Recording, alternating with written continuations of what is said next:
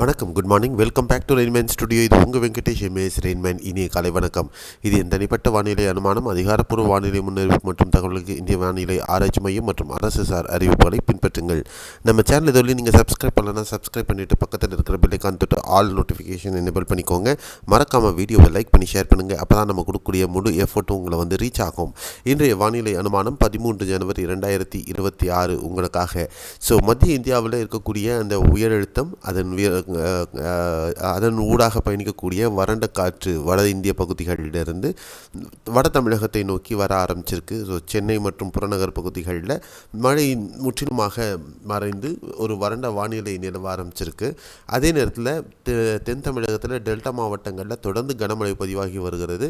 அது அடுத்த ஓரிரு மணி நேரங்கள் நீடிப்பதற்கு வாய்ப்பு. இன்று பிற்பகலுக்கு பிறகாக மழை தீவிரம் குறைந்து மாலைக்கு பிறகாக இந்த வறண்ட காற்று டெல்டா மாவட்டங்களுக்கும் வந்தடையும். நாளை காலை இது தென் தமிழகத்துக்கும் முழுவதுமாக இந்த வறண்ட காற்றினுடைய தாக்கம் வரும். நாளை முதல் தமிழகத்தில் மழையின் தாக்கம் முற்றிலுமாக குறைவதற்கான வாய்ப்புகள் இருக்கிறது. அதுதான் இன்றைய வானிலையில் மிக முக்கியமாக கவனிக்க வேண்டிய ஒரு அம்சம். குறைந்தபட்ச வெப்பநிலை பொறுத்தவரை நாளை காலையில் விடியற்காலையில் பார்த்திங்கன்னா கடலோர மாவட்டங்கள் பெரும்பாலான பகுதிகளில் 1 முதல் 3 டிகிரி வரையிலும் இயல்பிலிருந்து குறைந்திருப்பதற்கும், அதே நேரத்தில் உட்புற மாவட்டங்கள் பெரும்பாலான பகுதிகளிலையும் 1 முதல் 2 டிகிரி வரையிலும் இயல்பிலிருந்து இயல்பான வானிலை அளவிலிருந்து குறைந்திருப்பதற்கு வாய்ப்புகள் இருக்கிறது. தென் தமிழகத்தில் கொஞ்சம் வார்மாக இருக்கும். ஏன்னா தென் தமிழகத்தில் நாளைக்கு வரைக்கும் மழையின் தாக்கம் இருக்கும். அப்படிங்கிறதுனால அங்கே இயல்பை விட 1 டிகிரி அது 2 டிகிரி கூடுதலாக இருப்பதற்கு மட்டுமே வாய்ப்புகள் இருக்கும். கடலோர தமிழகத்திலையும் உட்புற தென் தமிழகம் மற்றும் வட தமிழகத்தின் உட்புற பகுதிகள் கொங்கு மாவட்டங்களிலையும் இந்த இயல்பை விட 1 அல்லது 3 டிகிரி வரையிலும் இயல்பிலிருந்து குறைந்திருப்பதற்கான வாய்ப்புகள் இருக்கும்ன்றது தான் இந்த அனாமலி பிக்சர் உங்களுக்கு காட்டுது. அதே நேரத்தில் கடந்த 24 மணி நேரத்தில் மயிலாடுதுறை மற்றும் நாகை மாவட்டங்களில் தொடர்ந்து கனமழை பதிவாகி இருக்கிறது. குறிப்பாக திருவங்காடு மயிலாடுதுறையில் 102 மில்லிமீட்டர் மழையும், அதே மயிலாடுதுறையில்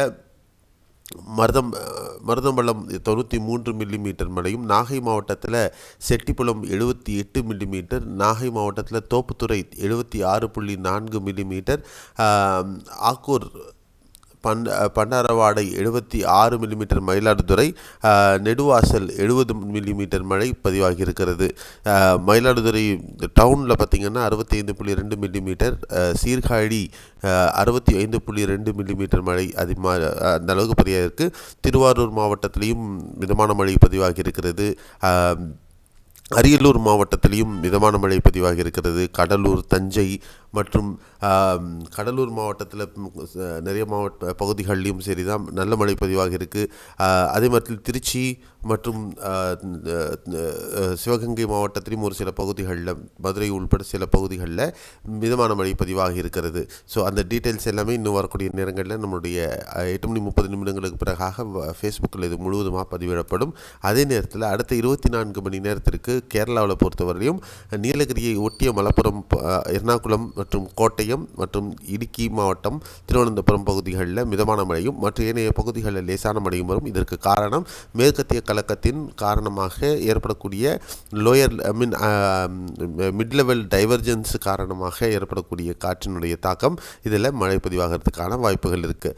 அதே நேரத்தில் கர்நாடகாவிலும் இதே மாதிரி அமைப்பு ஷிமோகா, உடுப்பி, சிக்மகளூர், மைசூர் மாவட்டங்களில் மிதமான மழையும், பெங்களூரு உள்பட புறநகர் பகுதிகள் மற்றும் கடலோர கர்நாடக பகுதிகள் சில பகுதிகளில் லேசான மழைக்கான வாய்ப்புகளும் இருக்கிறது. தமிழகத்தில் பொறுத்தவரையிலும் டெல்டா மாவட்டங்களில் நாகை, காரைக்கால், திருவாரூர், தஞ்சை, புதுக்கோட்டை, சிவகங்கை, ராமநாதபுரத்தின் கடலோர மாவட்ட பகுதிகள், திண்டுக்கல், மதுரை, தேனி, பொள்ளாச்சி, கொடைக்கானல், விருதுநகர், தூத்துக்குடி, தென்காசி, திருநெல்வேலி மற்றும் கன்னியாகுமரி மற்றும் நீலகிரி மாவட்டங்களில் பரவலாக இன்று மிதமான மழை, ஒரு சில பகுதிகளில் மட்டும் கனமழை இருப்பதற்கான வாய்ப்புகள் இருக்கும் அப்படின்னு நம்ம எதிர்பார்க்கலாம். இதில் மாற்றங்கள் அப்படின்றது இன்று மாலைக்கு பிறகாக மழை குறைகிறதுன்றது மட்டும்தான் நம்ம இதில் கவனிக்கணும். குறிப்பாக கடலூர், மயிலாடுதுறை, அரியலூர், பெரம்பலூர், கள்ளக்குறிச்சி, திருச்சி, கரூர், நாமக்கல், சேலம், ஈரோடு, திருப்பூர், கோவை மாவட்டங்களில் மேகமூட்டத்துடன் ஒரு சில பகுதிகளில் லேசான மழை பதிவாகிறதுக்கான சாத்தியக்கூறுகள் இருக்கும். மயிலாடுதுறையில் 8 மணிக்கு பிறகு மழை தீவிரம் குறைந்துவிடும் அப்படின்னு தான் நம்ம எதிர்பார்க்கலாம். ஸோ இதுதான் அடுத்த 24 மணி நேரத்திற்கு நம்ம எதிர்பார்க்கக்கூடிய மழை. வட தமிழகம், கடலோர மாவட்டங்களாகட்டும், சென்னை உள்பட மற்றும் உட்புற பகுதிகளில் மழையின் தாக்கம் இல்லை அப்படிங்கிறது தான் இப்போதைக்கு நம்ம இருக்கக்கூடிய அமைப்பு. இதில் கடந்த 15 நாட்களாக நம்ம என்சம்பிள்ஸ்னுடைய ஒரு ப்ரொஜெக்ஷன் கொடுத்துக்கிட்டே வந்தோம்.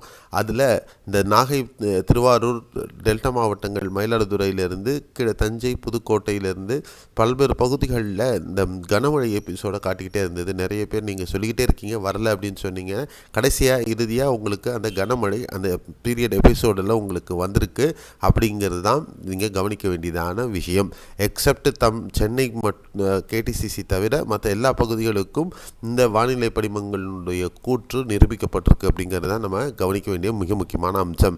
ஸோ இந்த வானிலை படிமங்கள் பற்றின அப்டேட்லேருந்தும் உங்களுக்கு இன்றைய வானிலை அமைப்பு பற்றின அப்டேட்டும் ஒரு புரிதல் கொடுத்துருக்குன்ற நம்பிக்கை எனக்கு இருக்குது. ஸோ கண்டிப்பாக வீடியோவை லைக் பண்ணிவிட்டு, சப்ஸ்கிரைப் பண்ணிவிட்டு, பெல்லைக்கான் தொட்டு ஆல் நோட்டிஃபிகேஷன் எனேபிள் பண்ணிக்கோங்க. மறக்காமல் நண்பர்களுக்கும் ஷேர் பண்ணுங்கள். நம்மளுடைய ஃபேஸ்புக், வாட்ஸ்அப் சேனல் மற்றும் ட்விட்டர்னுடைய லிங்க் கீழே டிஸ்கிரிப்ஷன் பாக்ஸில் இருக்குது. அதை கிளிக் பண்ணி மீண்டும் நம்ம கூட இணைந்திருங்கள். நன்றி, வணக்கம், bye bye, C you, have a nice day.